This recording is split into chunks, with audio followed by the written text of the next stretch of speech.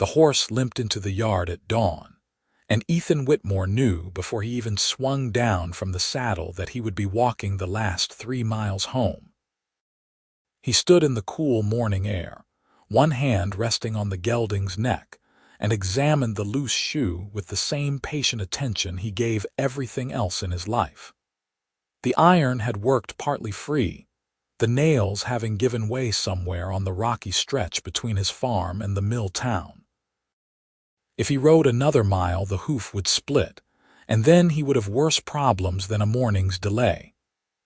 Ethan straightened, ran a hand through his hair, and looked around the cluster of buildings that marked the edge of Crestwood, the largest settlement for 100 miles in any direction. Someone had told him once that there was a farrier here. He tried to remember who. Old Garrett at the mill, probably, or maybe the woman who sold him seed last spring. The details did not matter. What mattered was finding the smithy before the day grew hot and the horse grew lame. He led the gelding down the main road, past the grain store and the narrow wooden houses that lined the street like crooked teeth. Smoke rose from a chimney at the far end, and he caught the smell of coal and hot metal. The forge, then. He walked toward it. The smithy stood apart from the other buildings, a low stone structure with a wide door that faced the road. The sound of hammer on anvil rang out, steady and sure. Ethan paused at the threshold, blinking as his eyes adjusted to the dim interior. The woman at the forge looked up, and for a moment neither of them spoke. She was an orc. Green skin, the color of new leaves in spring, and small tusks that curved up from her lower jaw. Her hair was black and pulled back in a braid that hung between her shoulders. She wore a leather apron over a simple shirt and trousers, and her arms were corded with muscle from years of working the hammer. She was not tall, perhaps a hand's width shorter than Ethan himself, but she stood with the kind of solid presence that made height irrelevant. Her eyes were amber and they narrowed as she looked at him. "Help you," she said. Ethan gestured to the horse. "Loose shoe, front left. I can wait if you are busy." She set down the hammer and wiped her hands on a rag. She walked over to the horse, crouched, and lifted the hoof without asking permission. She examined it for a long moment, her fingers tracing the edge of the iron and testing the nails. "I can fix it," she said. She set the hoof down and straightened. 6 silver. Ethan blinked.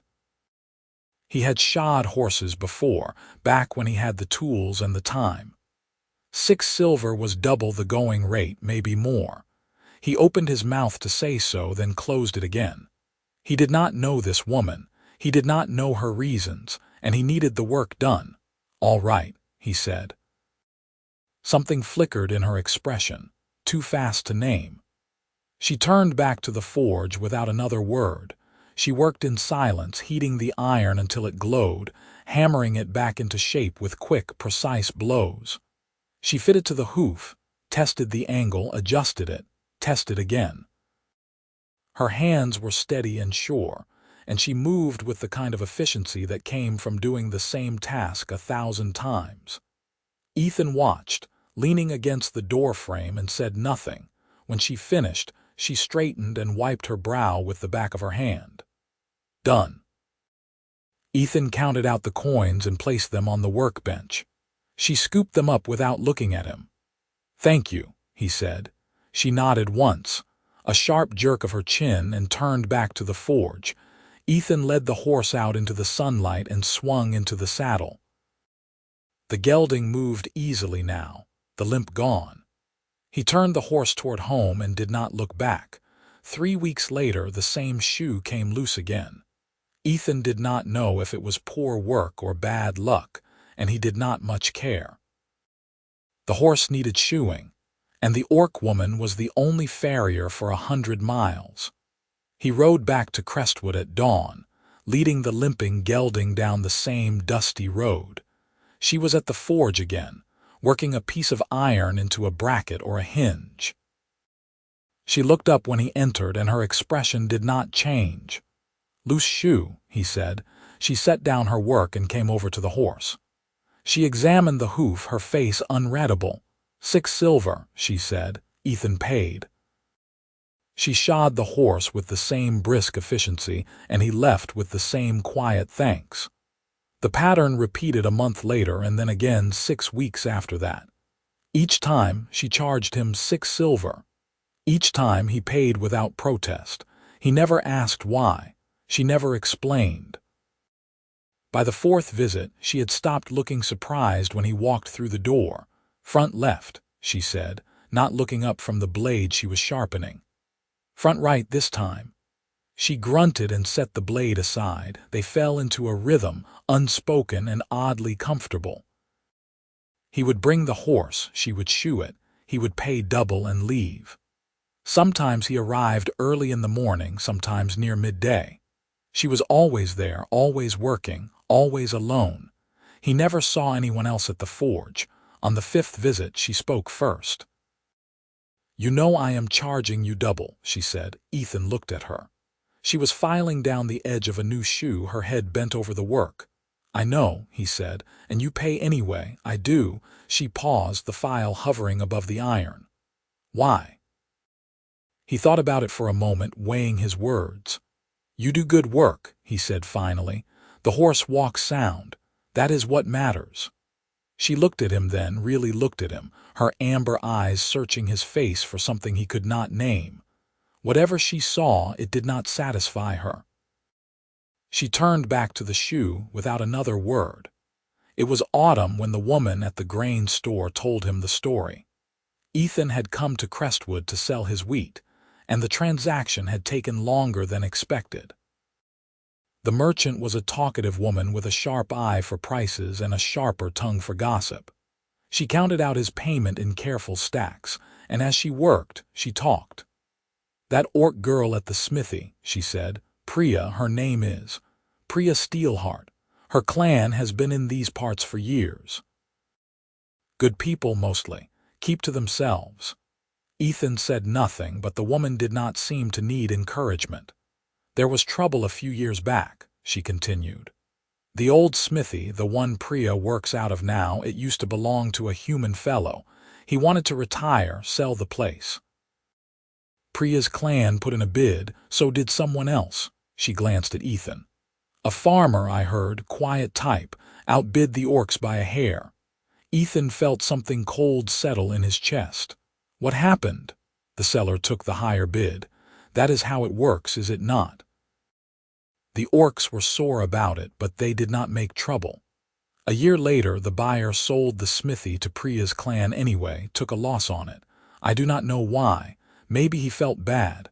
Maybe he just did not want the headache. She pushed the last stack of coins toward him. "Funny thing is, I heard the buyer was from around here. Whitmore, his name was." Ethan closed his eyes. "That is you, is it not?" the woman said, her voice sharpening with interest. "You bought the smithy." "I did," Ethan said quietly. "I did not know anyone else wanted it." "The seller never mentioned another bid." "Probably did not think it mattered," the woman said, shrugging. "Money is money." Ethan thanked her and left, the coins heavy in his pocket. He rode home in silence, his mind turning over the conversation like a stone in a river. He had bought the smithy on a whim, or what passed for a whim in his careful, measured life. He had thought he might use it for storage, or rent it out, or sell it later for a profit. In the end, he had done none of those things. The building had sat empty for a year, a weight on his conscience he could not quite name. When Priya's clan had approached him with an offer, he had accepted immediately, selling it for less than he had paid. It had seemed the right thing to do. He had never known they had wanted it first. That night he lay awake in his bed staring at the ceiling. The pieces fit together now. Priya's cold reception. The doubled price. The way she looked at him sometimes, like she was weighing something she could not quite articulate. She thought he had cheated her clan. She thought he had known. He could tell her the truth, he supposed. Explain that he had never meant to cause trouble, that the seller had kept the other bid a secret. But what good would it do? She would not believe him, or if she did, it would not change the past. He fell asleep near dawn, and when he woke, he knew what he had to do. He would keep coming back. He would keep paying double, and he would let his actions speak louder than any words. Winter came, and with it the hard freeze that locked the ground and turned the roads to iron. Ethan's farm settled into the quiet rhythm of the cold months, and he found himself with more time than usual. He spent it mending fences, repairing tools, and making the long ride to Crestwood more often than he strictly needed to. The horse, bless him, seemed determined to help. Shoes came loose with alarming regularity, or at least that was what Ethan told himself. In truth, he suspected some of the issues were less urgent than he made them out to be. But Priya never commented, and he never explained. On one visit, he arrived to find her struggling with a broken bellows. The leather had split, and she was trying to patch it with cord and determination. She glanced up when he entered, then back down at her work. "I will be a minute," she said. "No hurry." He set the horse's reins over the hitching post and stepped inside. The forge was warmer than the winter air outside, and he flexed his fingers gratefully as sensation returned to them. "I can hold that," he offered, nodding at the bellows. She looked at him, her expression skeptical. "You know forges, enough to hold leather." She hesitated, then handed him one end of the bellows. He held it steady while she worked the cord through the split, her fingers quick despite the cold. The task took several minutes, and neither of them spoke. When she finished, she tested the bellows with a few experimental pumps. Air hissed through the forge, and the coals glowed brighter. "Good enough," she said. "Good work," he said. She glanced at him, and for the first time he saw something in her expression that was not suspicion or resentment. Curiosity, maybe, or the beginning of it. "Why do you keep coming back?" She said, "My horse keeps losing shoes." "Your horse or you?" Ethan smiled faintly. "Does it matter?" She did not answer. She turned back to the forge and began heating the iron for his horse's shoe. He watched her work, the play of firelight on her green skin, the sure movements of her hands. She was, he realized, beautiful in a way he had not let himself notice before. He paid his 6 silver and left, and if she watched him go, he did not see it. Spring arrived with a burst of green that turned the fields into a patchwork of new growth.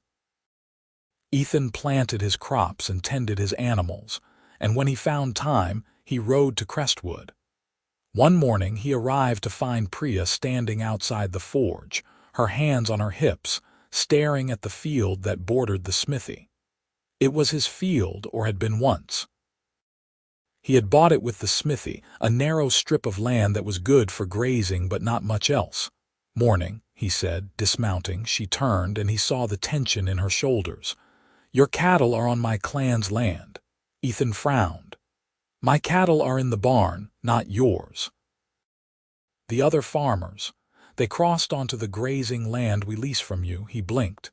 "You lease that land, the strip behind the forge, we have for 3 years. Ethan shook his head slowly. "I never leased it to anyone." Priya's eyes narrowed. "What? I do not lease that land." "I let your clan use it, free." There was a long silence.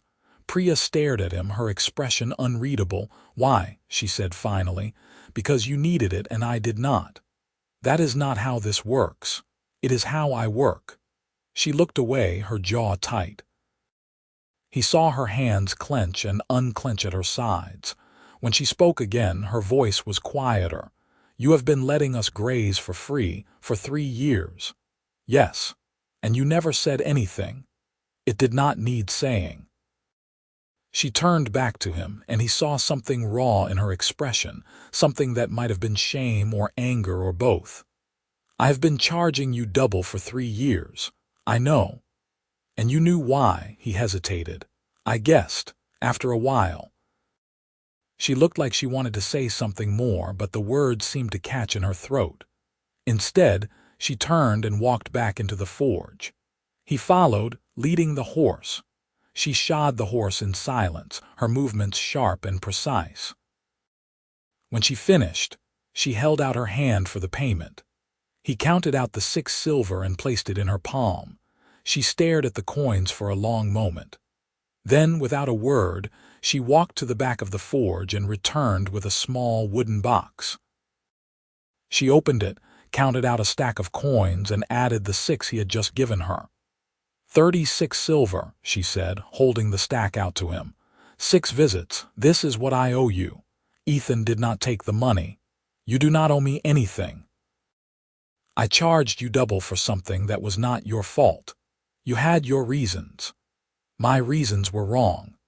He looked at her, this fierce, stubborn woman who had carried a grudge for years and was now trying to make it right in the only way she knew how. He felt something shift in his chest, a warmth that had nothing to do with the forge. Keep it, he said quietly. I cannot. Then do something else with it, buy supplies. Fix the bellows properly. I do not care, but I am not taking it back. She stared at him, the coins still clutched in her hand. You are infuriating, so I have been told. Her mouth twitched, not quite a smile, but close. She set the coins on the workbench and crossed her arms. Fine, but you are coming to dinner, he blinked. What, dinner, at my clan's home? Tomorrow night. That is what the money is for. I will cook, you will eat, and we will call it even. It is not negotiable, she said, her amber eyes flashing. You will come, or I will follow you home and cook in your kitchen. Your choice. Ethan found himself smiling, a real smile this time. All right, I will come. Good. She picked up the stack of coins and tucked it back into the box. Sunset, do not be late. He left the forge with the horse stepping lightly beneath him, and he realized he was looking forward to tomorrow in a way he had not looked forward to anything in a very long time. Priya's clan lived on the far side of Crestwood, in a cluster of houses that sat at the edge of the forest. The buildings were simple but well kept, with smoke rising from chimneys and gardens tended with care. Ethan rode up at sunset, as instructed, and found Priya waiting outside the largest house. She had traded her apron for a clean shirt and a vest, and her hair hung loose around her shoulders. She looked different, softer somehow, though the set of her jaw was the same. You came, she said. I said I would. People say a lot of things. He dismounted and tied the horse to a post. I am not most people. She studied him for a moment, then nodded. No, you are not. She led him inside. The house was warm and smelled of roasted meat and herbs. A long table dominated the center of the room, and a fire crackled in the hearth. An older orc woman stood by the stove, stirring a pot. She looked up when they entered, and her eyes widened. This is the farmer. She said, This is Ethan Whitmore, Priya said. Ethan, this is my mother, Kara. Kara set down the spoon and wiped her hands on her apron. She crossed the room and looked Ethan up and down with the same assessing gaze her daughter had. Whatever she saw seemed to satisfy her, because she nodded once and held out her hand. You are welcome here, she said. Ethan shook her hand, surprised by the warmth in her voice. Thank you. Dinner was a lively affair. Priya's younger brother, a lanky orc named Thuron, peppered Ethan with questions about farming and horses and the weather. Kara watched him with a shrewdness that reminded him of Priya, and Priya herself was quieter than usual, speaking only when spoken to. But she smiled once or twice, small fleeting expressions that he caught out of the corner of his eye. When the meal was finished, Kara shooed them outside. Go walk, she said. You are making me nervous sitting there like stones. Priya rolled her eyes, but she stood and gestured for Ethan to follow.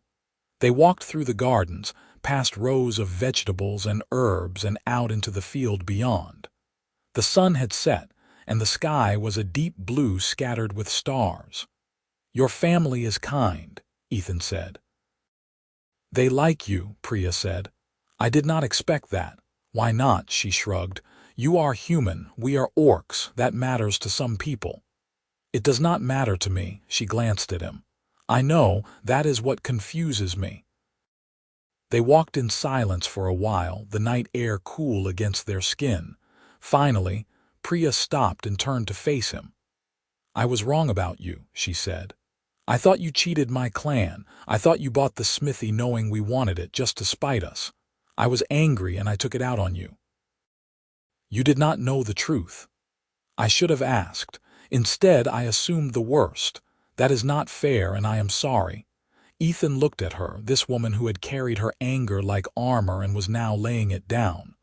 I forgive you, he said simply. She blinked as if she had expected something more complicated. Just like that, just like that. She shook her head, a faint smile on her lips. You are a strange man, Ethan Whitmore. So I have been told. They stood there in the starlight and something passed between them, unspoken but understood. When they walked back to the house, the distance between them felt smaller.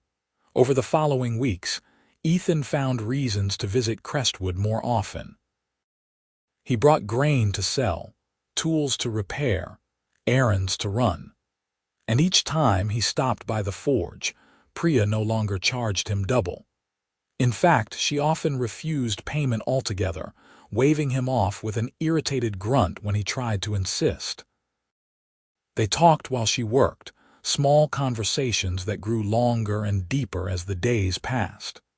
He learned that she had apprenticed under her father, who had died when she was 16, that she had a gift for metalwork but a terrible singing voice, that she liked thunderstorms and hated the taste of honey. She learned that he had inherited his farm from his father, who had also been a quiet man, that he read books when he could afford them, and that he had a weakness for strawberry preserves. That he had never been married, though he did not say why. Never found the right person, he said one afternoon, leaning against the doorframe while she shaped a hinge. Or never looked, she said. Maybe both. She glanced at him, her amber eyes thoughtful. And now he held her gaze. Now I think I am looking. She turned back to her work, but he saw the color rise in her cheeks, a faint green blush that made his heart skip. Summer arrived in a wave of heat that baked the earth and turned the roads to dust. Ethan's crops grew tall and golden, and he spent long days in the fields, cutting wheat and hauling it to the mill. But no matter how busy he was, he made time for Crestwood. One evening he arrived at the forge to find it empty. He called Priya's name, but there was no answer. Frowning, he walked around the building and found her sitting on a low stone wall, her head in her hands. Priya, she looked up, and he saw the exhaustion in her face. I did not hear you. What is wrong? She sighed and gestured at the forge. The anvil cracked. I was working on a plow blade and the whole thing split clean through. I cannot afford a new one, not right now, and without an anvil I cannot work. Ethan sat down beside her. Can it be repaired? Maybe, if I can find someone with the skill to do it. But that will take time and I have orders to fill. He thought for a moment, then stood. Come with me. Where? My farm. I have something that might help. She followed him, skepticism plain on her face, but she did not argue. They rode together, her sitting behind him on the horse, her arms wrapped around his waist. It was the closest they had been, and he was acutely aware of her presence, the warmth of her against his back. When they reached his farm, he led her to the barn.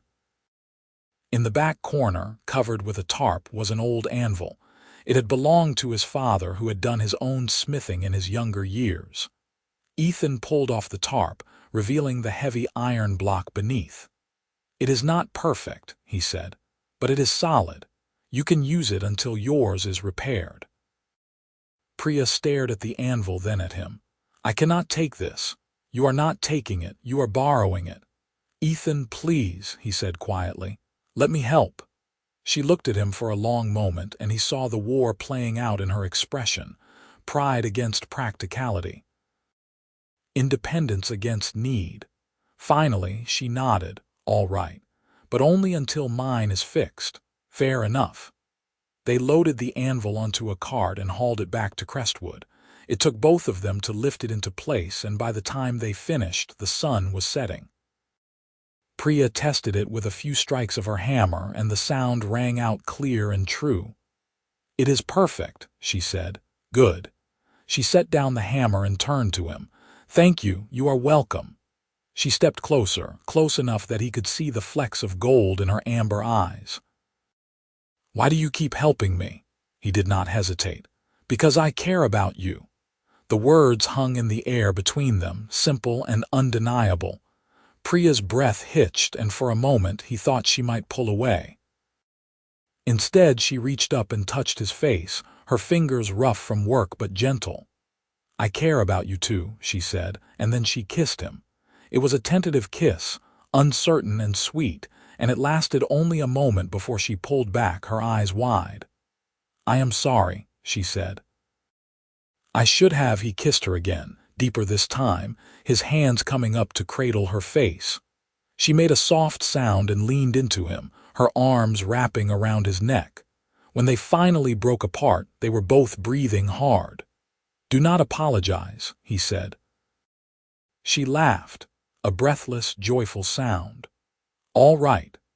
They stood there in the fading light, holding each other, and Ethan felt something settle in his chest, a sense of rightness, of belonging that he had not felt in years. The weeks that followed were the happiest Ethan had ever known. He and Priya fell into a rhythm that felt as natural as breathing.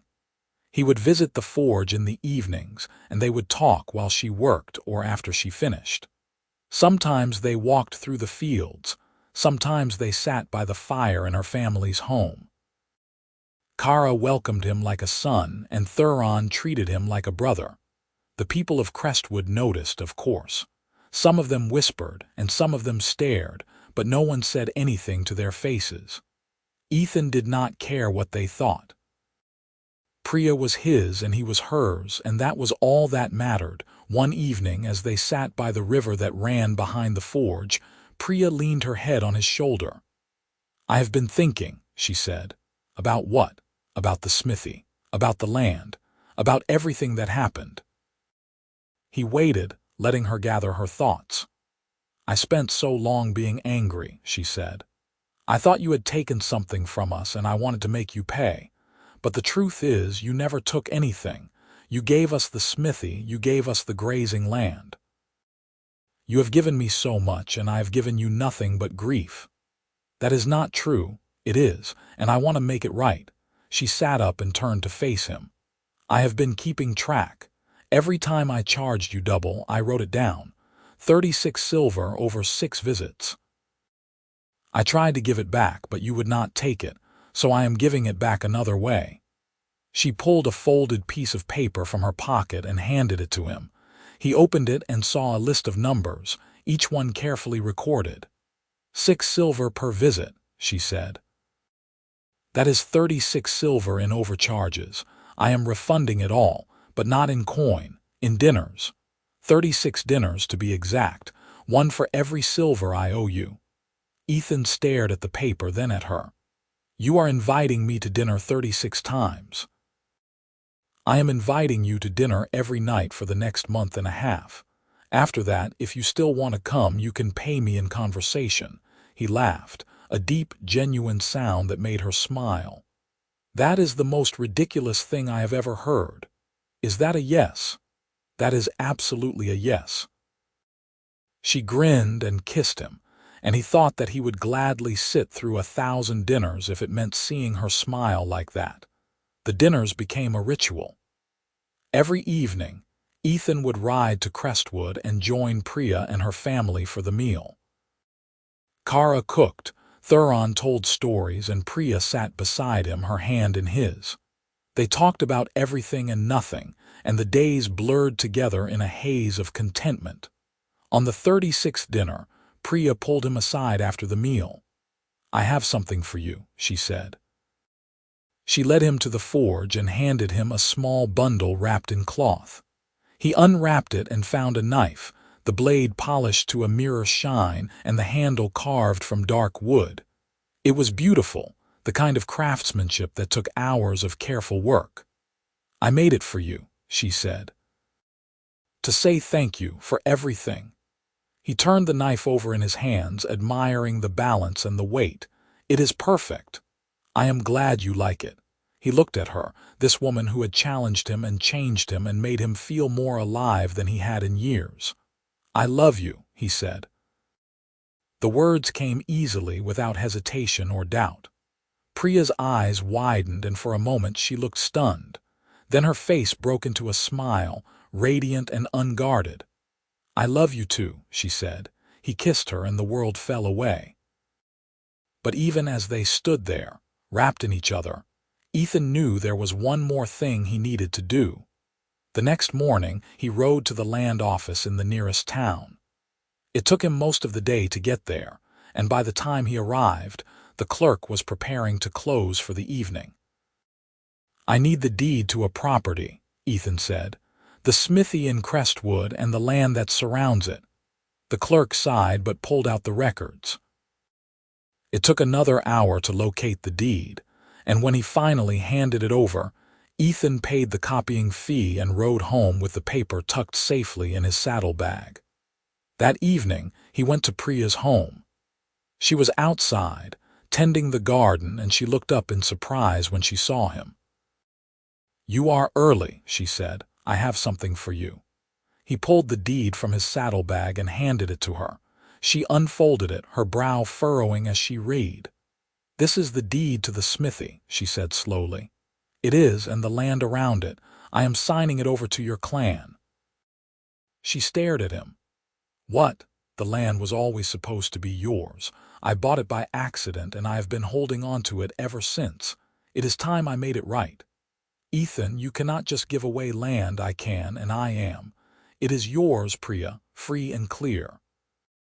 No leases, no payments, no strings, just yours." She looked down at the deed, her hands trembling. "Why?" "Because I love you, because I want to build a life with you, and because this is the right thing to do." She was silent for a long moment, and when she looked up, her eyes were bright with tears. "You are ridiculous." "So you have told me." She laughed, a wet, shaky sound, and threw her arms around him. He held her tight, feeling the way she shook against him. "Thank you," she whispered. "You are welcome." When she pulled back, she wiped her eyes and held up the deed. "What do you want in return?" "Nothing, but if you are offering, I have an idea." "What?" He took a breath, suddenly nervous. "Marry me." Priya froze. "What?" "Marry me," he said again. "We can combine the smithy and the farm, work them together. Build something that is ours, not just yours or mine. I know it is fast, and I know there will be people who do not approve, but I do not care. I want to spend my life with you, Priya, if you will have me." She stared at him, her mouth slightly open. Then, slowly, a smile spread across her face. "Yes," she said. "Yes, I will marry you." He kissed her, lifting her off the ground, and she laughed against his mouth. When he set her down, she was grinning so wide her tusks showed. "We have a lot to figure out," she said. "We do. My family will want to meet yours. I do not have much family left, but I am sure they will like you. And the farm and the smithy and the land, we will figure it out," he said. "Together," she nodded, her eyes shining. "Together." The wedding took place in the autumn, when the leaves turned gold and the air was crisp with the promise of winter. It was a small ceremony, held in the field behind the smithy, with Priya's clan and a handful of humans from Crestwood in attendance. Kara cried, and Thuron gave a rambling speech that made everyone laugh. Ethan's cousin, a stern woman who ran a bakery in the next town, brought a cake that was almost too beautiful to eat. Priya wore a dress of deep green, and Ethan wore his best shirt and trousers.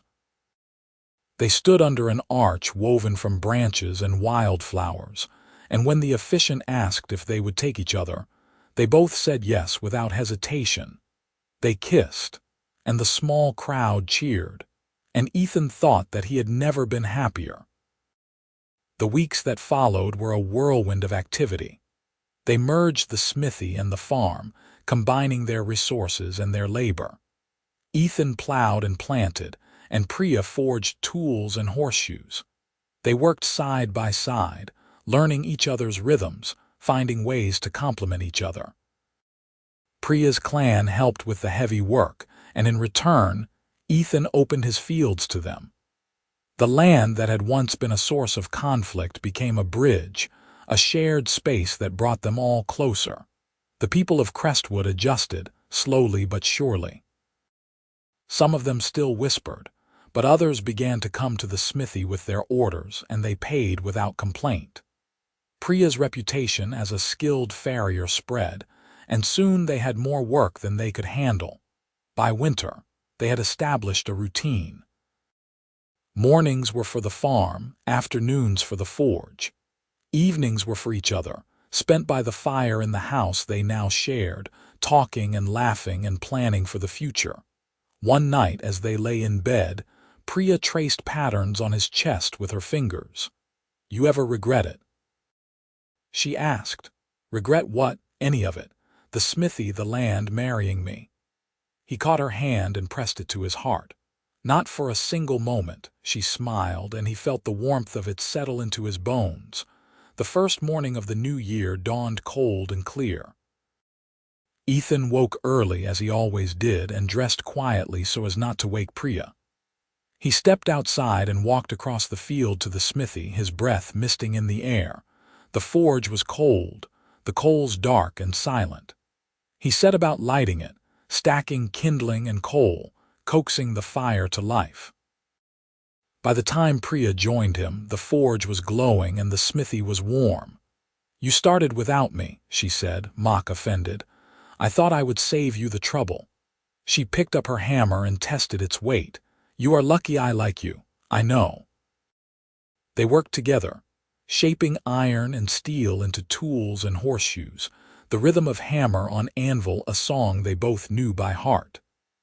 Outside, the sun rose higher, casting long shadows across the land that was now theirs. Ethan paused in his work and looked at Priya, at the way the firelight played across her face, at the concentration in her amber eyes. She glanced up and caught him staring. "What?" she said. "Nothing," he said. "Just thinking about how lucky I am," she snorted. "You are sentimental today." "Maybe." She set down her hammer and crossed to him, wrapping her arms around his waist. "I am lucky too," she said quietly. He kissed the top of her head, and they stood there for a moment, wrapped in each other and the warmth of the forge. Then the sound of hoofbeats broke the silence, and they turned to see a rider approaching. It was a young man from one of the neighboring farms, his face flushed with cold. "Morning," he called. "I've got a horse that needs shoeing. Heard you folks are the best around." Priya grinned. "You heard right. Bring him in." As the man led his horse into the smithy, Ethan stepped back and watched Priya work. She moved with confidence and skill, her hands sure, her manner brisk but kind. This was her forge now, their forge, and she had made it into something worth having. When the work was done, the man paid and left, and the smithy was quiet again. Priya turned to Ethan, her eyes bright. "Not a bad start to the year," she said. "Not bad at all." They returned to their work, side by side, the forge blazing between them. Outside, the world turned, cold and vast and full of possibility. But here, in this place they had built together, everything was warm and bright and exactly as it should be. Ethan thought back to that first morning when he had walked into the forge and met the green-skinned woman who would change his life. He had paid double that day and every day after, and he had never once complained. Now, standing beside her in the light of their shared forge, he understood why. Some things, he thought, were worth every coin, and some things were priceless. Spring returned with a riot of color, the fields bursting into bloom and the air filled with the scent of growing things. Ethan and Priya planted their first crop together, a mix of wheat and barley that promised a good harvest. They worked side by side, her hands as capable with a plow as they were with a hammer, his patience as steady in the field as it was in the forge. Word of their partnership had spread, and more people began to come to them. Farmers brought horses to be shod, merchants commissioned tools, and travelers stopped by for repairs. The smithy thrived, and with it, so did they. One afternoon, as Ethan was hauling water from the well, he saw Kara and Thuron approaching. They waved, and he set down the buckets to greet them. "Ethan," Kara said, her voice warm, "is Priya here, in the forge? Go on in." They disappeared into the smithy, and Ethan picked up the buckets and followed. Inside, Priya was showing Thuron a new design for a gate hinge, and Kara was examining a set of horseshoes with a critical eye. "These are good," Kara said, holding up one of the shoes. "Better than your father used to make, and that is saying something," Priya flushed with pleasure. "Thank you." Kara set the shoe down and looked at Ethan. "We came to ask a favor. The clan is planning a gathering next month, and we want to hold it here, on the land." "Of course," Ethan said. "You do not need to ask. It is your land now too," Kara said. "We want to make sure you are comfortable with it." "I am, and I think it is a wonderful idea." Priya crossed to him and took his hand. "It will be a celebration, for the spring and for the new partnership. For everything we have built together." Ethan squeezed her hand. "I would like that." The gathering was held on a clear, warm day when the sun hung high and the sky was a brilliant blue. Tables were set up in the field, laden with food and drink. Musicians played, children ran through the grass, and the air was filled with laughter and song. Ethan stood at the edge of the crowd, watching as Priya moved among her clan, greeting friends and family. She looked radiant, her green skin glowing in the sunlight, her smile wide and unguarded. When she caught his eye, she waved and he waved back. Kara appeared at his elbow, a cup of mead in her hand.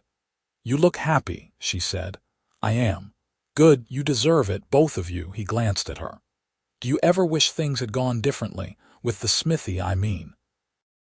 Kara considered the question, then shook her head. "No, it worked out the way it was supposed to. You and Priya found each other, and that is worth more than any piece of land." "I am glad you think so. I know so." She clinked her cup against his. "To new beginnings." "To new beginnings," he echoed. As the sun began to set, Priya pulled him into the center of the field where the musicians had started a lively tune. "Dance with me," she said. "I am not much of a dancer." "Neither am I. That makes us even."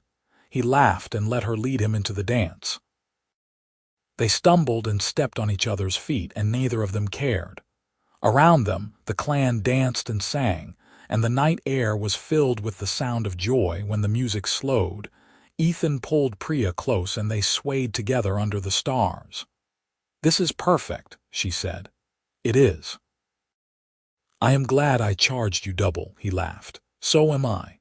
She looked up at him, her amber eyes serious. "I mean it.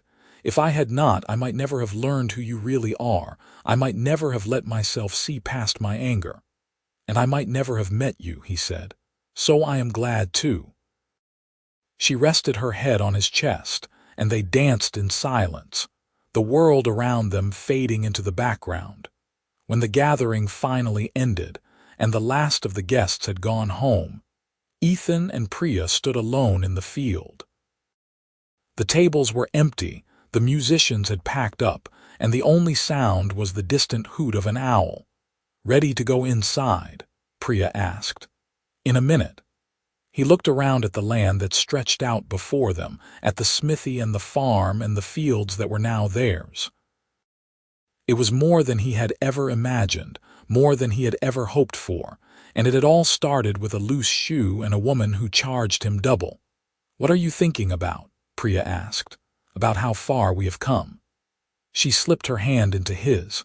"And how far we still have to go." "Together," he said. "Together," she agreed. They walked back to the house hand in hand, and when they reached the door, Ethan paused and looked back at the forge. The coals had died down, but the building stood solid and strong, a testament to everything they had built. Tomorrow, they would light the forge again. Tomorrow, they would work side by side, shaping iron and steel into something useful and beautiful. Tomorrow, they would continue the life they had started together. But tonight, they would rest. He followed Priya inside and closed the door behind them. And as the darkness settled over the land, the smithy stood silent and waiting, ready for whatever the future would bring. Months passed, and the rhythm of their life together became second nature. The farm flourished under Ethan's careful attention, and the forge rang with the sound of Priya's hammer. They had found a balance, a way of working and living that suited them both. One evening, as they sat by the fire after a long day, Priya set down the blade she had been inspecting and looked at him. "I have been thinking," she said. "About what?" "About expanding. The forge is doing well and the farm is producing more than we can handle on our own. We could hire help. Maybe train an apprentice." Ethan considered it. "That is a good idea. Do you have someone in mind?" Thuron has been asking. "He wants to learn the trade." "Then we should teach him," she smiled. "I was hoping you would say that." The next week, Thuron moved into the small cottage at the edge of the property and his apprenticeship began. He was a quick learner, eager and attentive, and Priya was a patient teacher. Ethan helped where he could, fetching supplies and managing the accounts, and the forge became busier than ever. With Thuron's help, they were able to take on larger projects. They built gates and plows and wagon wheels, and their reputation spread even further. People came from towns and villages Ethan had never heard of, and the smithy became a hub of activity. But even with the added work, Ethan and Priya made time for each other. They took walks in the evening, sat by the river on lazy afternoons, and fell asleep each night in each other's arms. One night, as they lay in bed, Priya turned to him. "You ever think about children?" she asked. Ethan blinked, surprised by the question. "I do," he said slowly. "Do you?" "I think about it sometimes, about what it would be like to have a family." He rolled onto his side to face her. "And what do you think?" "I think I would like it. Someday." "Someday," he agreed. She smiled, and he saw the hope in her eyes. "Not yet, but someday." Then someday it is. Another year passed, and with it came the news they had been hoping for. Priya was pregnant. The pregnancy was not easy. She was sick in the mornings and tired in the afternoons, and there were days when she could barely lift a hammer. But she was stubborn, and she refused to let it slow her down.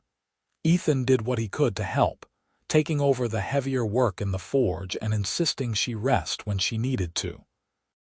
Kara visited often, bringing food and advice, and Thuron proved himself invaluable, managing the forge when Priya could not. As the months went by, Priya's belly grew, and with it, Ethan's sense of wonder. He would lie awake at night with his hand on her stomach, feeling the baby kick, and marvel at the life they were creating together. The baby was born on a cool autumn evening, just as the leaves were beginning to turn.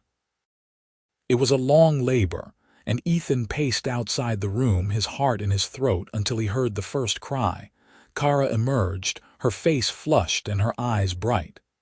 "You have a son," she said. Ethan stumbled into the room, and there was Priya, exhausted but smiling, holding a tiny green-skinned bundle in her arms. "Come meet him," she said. Ethan crossed to the bed and looked down at his son. The baby had Priya's green skin and his own dark hair, and when he opened his eyes, they were a deep brown. "He is perfect," Ethan whispered. "He is," Priya agreed. They named him Callan after Ethan's grandfather, and he was the joy of their lives. He was a quiet baby, content to watch the world with wide, curious eyes. And as he grew, it became clear that he had inherited his mother's stubbornness and his father's patience. Callan was 2 when Priya told Ethan she was pregnant again. This time, the pregnancy was easier, and when the baby arrived, it was another boy. They named him Aldrich, and he was the opposite of his brother, loud and demanding and full of energy. With 2 young children, the house was never quiet. Ethan and Priya adapted, learning to work around naps and feedings and the chaos that came with raising a family. Thuron was a doting uncle, and Kara was a devoted grandmother, and the clan rallied around them, offering help and support. The years passed, and the children grew.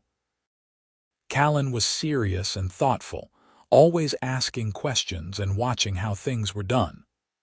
Aldrich was a whirlwind, running through the fields and climbing trees and getting into trouble at every turn. One evening when Callan was 7 and Aldrich was 5, Ethan found Callan in the forge watching Priya work. "Can I try?" Callan asked. Priya looked at Ethan, who nodded. "All right," she said, "but you have to listen carefully." She handed Callan a small hammer and guided his hands as he struck the anvil. The sound was faint but clear, and Callan's face lit up with pride. "I did it," he said. "You did," Priya said, ruffling his hair. "You are a natural." Ethan watched from the doorway, his heart full. This was what they had built, not just a smithy or a farm, but a family, a life. That night, as he and Priya lay in bed, he turned to her. "You remember that first day?" he asked. "When I brought the horse to be shod," she laughed. "How could I forget? I was so angry with you. And now? Now I cannot imagine my life without you." He pulled her close, and they lay there in the darkness, listening to the quiet sounds of their children sleeping in the next room. "I love you," he said. "I love you too." And in that moment, everything was exactly as it should be. The forge burned bright, the fields stretched wide, and the family they had built together was strong and full of life. It had all started with a loose shoe and a woman who charged double. And Ethan would do it all again, 1,000 times over, if it meant ending up here with her in this life they had made. The end.